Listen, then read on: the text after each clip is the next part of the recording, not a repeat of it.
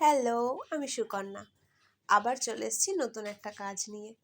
অনেক দিন ধরেই শুধু গলার হার বানানো হচ্ছিল, তাই ভাবলাম এবার একটা ইয়াররিং বানানো যাক।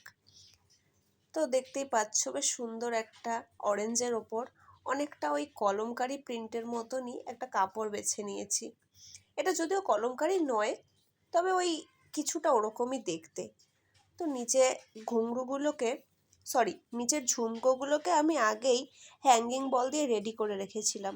আর উপরের যে স্টাডগুলো দেখছো এগুলো কিন্তু স্টোনের। আর ফিঙ্গারিংয়ে যে স্টাডটা বসাচ্ছি এটাও কিন্তু ইয়াররিংয়েরই ছিল, কিন্তু এটার পেছনের ডাঁটিটা ভেঙে যাওয়াতে এটা পুরো অচল হয়ে গেছিলো। কিন্তু আমার কাছে তো অচল বলে কিছু হয় না, তাই এটাকে আমি আংটিতে ইউজ করে নিয়েছি।